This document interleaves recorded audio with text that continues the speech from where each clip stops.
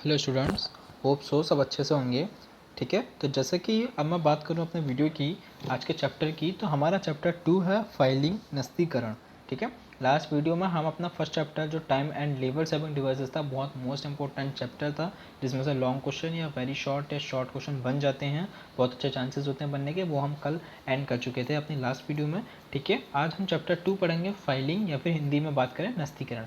देखो, मैं बता दूं आपको नस्तीकरण क्या होता है, वो समझना पहले कि नस्तीकरण एक ऐसी मेथड है, एक ऐसी विधि है जिसके द्वारा हमें ये देखा जाता है कि हम अपने लेटर्स को, अपने पत्रों को इस प्रकार से सुरक्षित या इस तरीके से सेफ रखें, अगर मुझे भविष्य में अर्जेंटली कोई ज़रूरत पड़ जाती है, कोई नीडेड हो जाती है किसी भी लेटर की, तो मैं उसे आसानी से ढूंढ सकूं, आसानी से निकाल सकूं और उसे सबके सामने दिखा सकूं, उसे शो कर सकूं।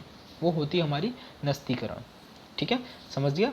तो क्या है मीनिंग समझना डायरेक्ट कि नस्तीकरण वह विधि है जिसके द्वारा आने वाले तथा जाने वाले, मतलब क्या, इनकमिंग और आउटगोइंग लेटर्स जो होते हैं, जो बिजनेस में डेली आते हैं या डेली जाते हैं, और या उनकी फोटोकॉपी, जो कभी कभी कुछ कुछ लेटर्स की फोटोकॉपी करवा ली जाती है, को इस प्रकार सुरक्षित रखा जाता है, इस प्रकार सेफ रखा जाता है, ताकि आवश्यकता पड़ने पर, चाहे वो इस समय वर्तमान की हो, प्रेजेंट की हो, चाहे वो फ्यूचर की हो, आवश्यकता पड़ने पर किसी भी पत्र अथवा प्रतिलिपि या फिर फोटोकॉपी को सरलता एवं शीघ्रता से किया जा सके, मतलब क्या, इजीली और कितने क्विकली, इजीली और क्विकली फाइंड करा जा सके, ढूंढा जा सके।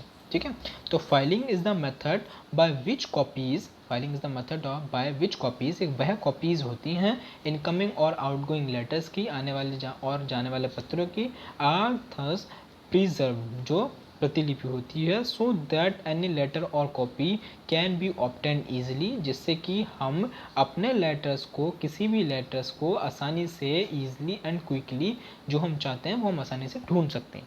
उसमें हम पढ़ते हैं फाइलिंग के अकॉर्डिंग। Clear point? ठीक है, तो अब नेक्स्ट पॉइंट की बात करते हैं। नेक्स्ट पॉइंट है आपका फाइलिंग के ऑब्जेक्टिव या उद्देश्य क्या होते हैं। ठीक है, तो मैंने दोनों ही लैंग्वेज यूज़ हैं, ऊपर वाली लैंग्वेज हिंदी वर्जन के लिए और नीचे वाली लैंग्वेज इंग्लिश वर्जन के लिए।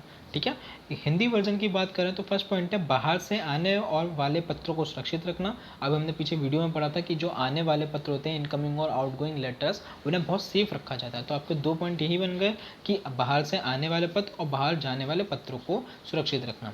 सिक्योरिटी लेटर्स फ्रॉम आउटसाइड, जो बाहर जाते हैं वो, और सेफ आउटगोइंग लेटर्स, जो बाहर जाते हैं, बाहर जाने वाले। ठीक है, मतलब इसमें मतलब था कि बाहर से आने वाले फ्रॉम आउटसाइड, जो लेटर बाहर से आए हों उन्हें सुरक्षित रखना, जो लेटर बाहर जाते हैं उन्हें सुरक्षित रखना।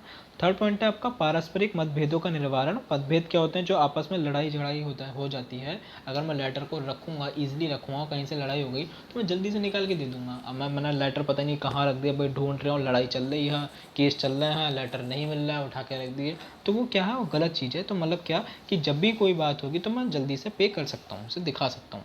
ठीक है, या फिर dissolving mutual differences. Four point है आपका भविष्य में सहायक। भविष्य में आपके लिए सहायक, कोई केस हो जाता है, कोई चीज़ हो जाती है, अगर आपने उसकी फोटो कॉपी करा रखी थी या उसे इतनी सेव कर रखा था कि ईजिली आप उसे या क्विकली आप उसे ढूंढ सकते हैं, तो उसमें कोई दिक्कत नहीं होगी आपको। ठीक है, नेक्स्ट पॉइंट है आपका गत वर्ष, इसका फोर पॉइंट था फ्यूचर असिस्टेंट। ठीक है, फिफ्थ पॉइंट है आपका गत वर्ष पत्र व्यवहार की पारस्परिक तुलना। देखो, इसका मतलब क्या कि last year correspondence mutual comparison, मतलब क्या कि मुझे लास्ट ईयर अगर मैंने किसी क्या मुझे लेटर मिला था और इस साल मुझे क्या लेटर मिला था। कुछ कुछ लोग होते हैं अपने बिजनेस से रिलेटेड कि लास्ट ईयर मुझे कितना प्रॉफिट हुआ था और इस साल मुझे कितना प्रॉफिट हुआ, उन दोनों को डिफरेंस को फाइंड करते हैं। ठीक है, तो ये इसमें आएगा। सिक्स पॉइंट है आपका विशेष पत्रों की को कानून दृष्टि से सुरक्षित रखना, या फिर protecting special letters from law.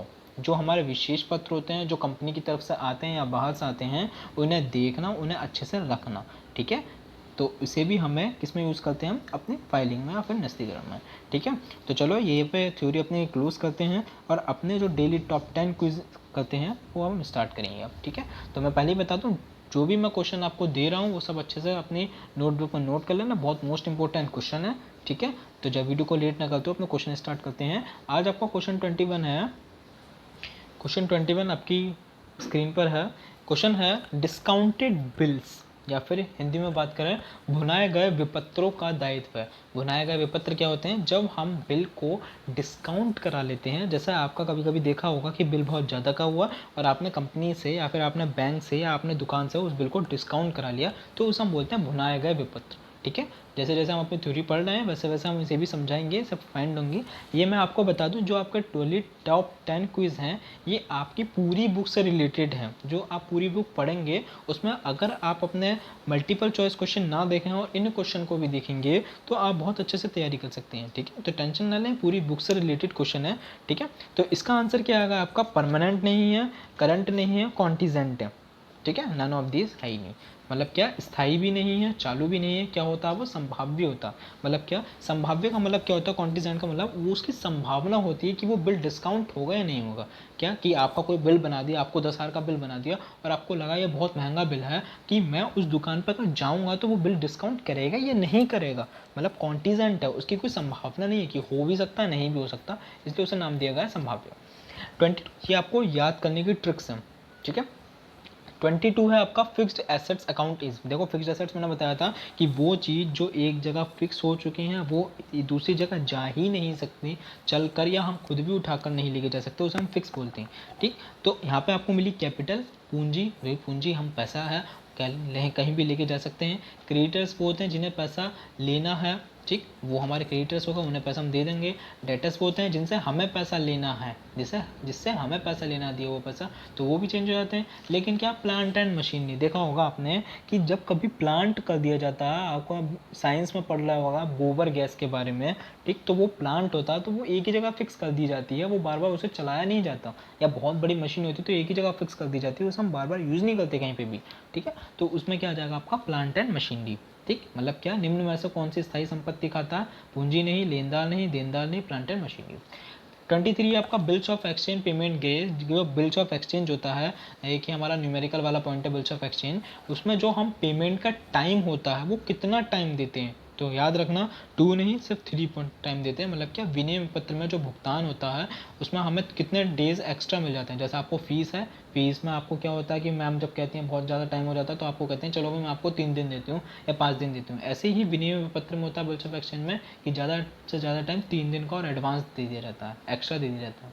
24 आपका which of the following is a credit control function. मतलब क्या?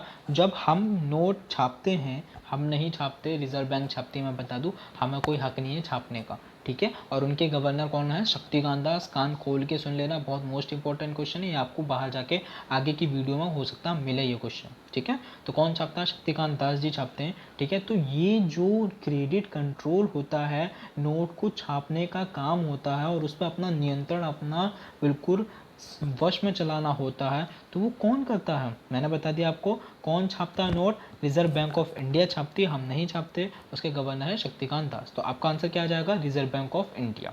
ठीक है, क्वेश्चन आ जाए कि रिजर्व बैंक ऑफ इंडिया के गवर्नर कौन है, तो वो कौन है? शक्तिकांत दास। मतलब क्या? साख नियंत्रण का कार्य कौन करता है? भारतीय रिजर्व बैंक। 25 है which of the following is not a feature of the land. मतलब क्या? कि एक वो फीचर बताओ जो लैंड से रिलेटेड नहीं होता, जो भूमि से रिलेटेड नहीं होता, तो वो क्या है? अनाश्वान, सॉरी डायनेमिक, गतिशील। अनाश्वान इमोर्टल को बोलते हैं। ठीक है, लिमिटेड सप्लाई, हम अपनी भूमि पर लिमिटेड सप्लाई कर सकते हैं। ठीक है, इनएक्टिव ग्रेचुइटी। मतलब क्या? जो निष्क्रिय उपादान होते हैं, निष्क्रिय उपादान क्या? हम किसी भी चीज़ का उपादान करते हैं, किसी भी चीज़ को बनाते हैं तो हम एक लिमिटेड चीज़ में बनाते हैं। हम अपनी खेती भी करते हैं तो कहीं बीघों में करते हैं या कहीं गज में करते हैं। ठीक है, कहीं कुछ लिमिटेड होता है उसमें। इमोर्टल क्या होती है? नाशवान, हम भूमि को कभी नष्ट नहीं कर सकते। भूमि एक ऐसा, अगर नष्ट कर लोगे तब भी वो अपने आप में भूमि ही कहलाएगी।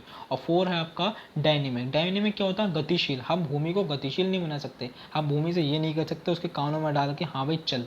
पहली बात तो भूमि के कान ही नहीं होते जो हम कहेंगे उससे, और हम चिल्ला के भी कहेंगे तब भी ये नहीं कि हम खड़े खड़े हैं और भूमि चल रही है, तो वो डायनेमिक यूज़ करेगी। मतलब क्या? गतिशील। भूमि की विशेषता कौन सी नहीं है, वो चल नहीं सकती। 26 है आपका कैश इज, कैश क्या है आपका, याद रखो लिक्विड एसेट्स है। लिक्विड एसेट्स क्यों है, क्योंकि वो हर बार तरलता में बदलता रहता है, हर बार चेंज होता रहता है वो, इसलिए क्या आ गई तरल संपत्ति। 27 है आपका which of the following is a personal account, की पर्सनल अकाउंट कौन सा होता है। देखो मैं बता दूं, पर्सनल अकाउंट वो होते हैं जो या तो हम बैंक में खोलते हैं या हम ड्राइंग्स में खोलते हैं। ड्राइंग्स क्या होता है, एक लोन का एक अकाउंट होता है। अगर आप कभी बैंक में लोन लेंगे तो आपका भी एक अकाउंट खुल जाएगा लोन के नाम से, तो वो एक ड्राइंग्स के नाम से हो जाता है। क्लियर पॉइंट, कि अगर क्या है निम्न में से कौन सा व्यक्तिगत खाता, तो वो क्या है, वो आहरण का खाता है, एक लोन का खाता। ठीक है, मशीन का कोई खाता नहीं होता, वेतन का कोई खाता नहीं होता, लेकिन ड्राइंग्स का एक खाता होता है जिसमें हम पैसा उधार लेते हैं और जैसा पैसा हमें पे करना होता है तो हम उसे पे भी कर देते हैं उसी अकाउंट में। 28 है आपका the writer of bills of exchange is, मतलब जो बिल्स ऑफ एक्सचेंज होता है वो कौन लिखता है।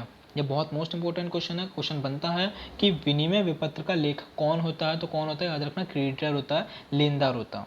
क्लियर पॉइंट, ठीक। 29 है, 29 क्वेश्चन है आपका which of the following bank is nationalisation या नेशनलाइज्ड बैंक इन इंडिया।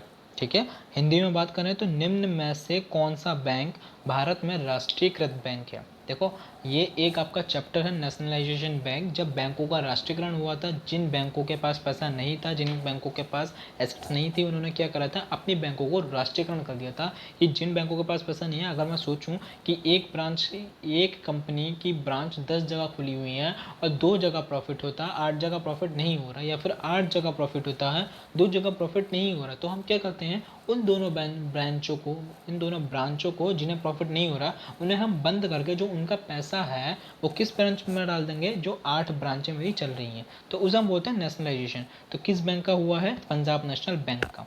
ठीक है, आंसर आ जाएगा आपका पंजाब नेशनल बैंक। 30 आपका लास्ट है which of the following activities is labour is terms of health, मतलब क्या, कि एक वो एक्टिविटी बताइए, जो मैंने आपको 2 एक्टिविटी पढ़ाई थी पहले 9th में, एक इकोनॉमिक और एक नॉन इकोनॉमिक। इकोनॉमिक क्या होता है, जिनका मेन मोटिव क्या होता है, पैसा कमाना, और एक नॉन इकोनॉमिक क्या होता है, जिनका मेन मोटिव क्या होता है, पैसा ना कमाना, मतलब क्या, देश की सेवा करना, पूजा करना, ये सब क्या होता है, नॉन इकोनॉमिक। तो उन्होंने बोला है एक ऐसी एक्टिविटी बनाई है, बताइए क्वेश्चन में, जो लेबर है, लेबर क्या, जो पैसे पे काम करते हैं, टर्म्स ऑफ द हेल्थ पे। ठीक है, जिनका मेन मोटिव क्या है, लेबर करना या पैसा कमाना। ठीक है, तो एक बार बताओ, स्मगलर है जो स्मगलिंग करता है, तस्कर करता है, जुआ खेलता है, उसे पैसा कमाना नहीं बोलते। सेकंड है बैगिंग, जो भीख मांगता है, उसे भी पैसा कमाना नहीं बोलते, क्योंकि वो काम नहीं करता कुछ, वो बैठ के भीख कमा रहा, वो बात अलग है, वो अपना दिमाग चला रहा, कुछ चला रहा, लेकिन लेबर में बात करते हैं इस समय, जो अपने शारीरिक, जो अपने फिजिकली वर्क करता हो। ठीक है, थर्ड पॉइंट है आपका टीचर टीचिंग हिज सन, कभी भी जो बच्चा अपने ही बच्चों को पढ़ा रहा हो उससे पैसा थोड़ी लेगा, अपना आपसे कान में थोड़ी कहेगा हाँ भाई तुझे पैसे लेने हैं तो मैं खुद ही पैसा लूँगा। नो, ऐसा नहीं, कि जो भी बच्चा, जो भी टीचर अपने बच्चों को पढ़ाता है उससे वो अपने आप से ही पैसा नहीं ले सकता। ठीक है, और फोर्थ पॉइंट आपका नॉन ऑफ दीज, मतलब कि इनमें से कोई नहीं।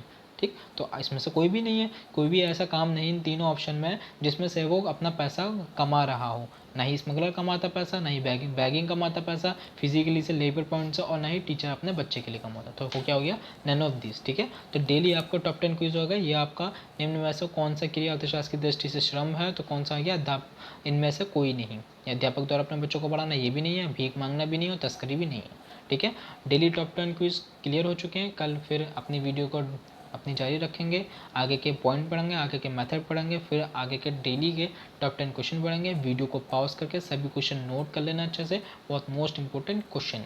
Okay students.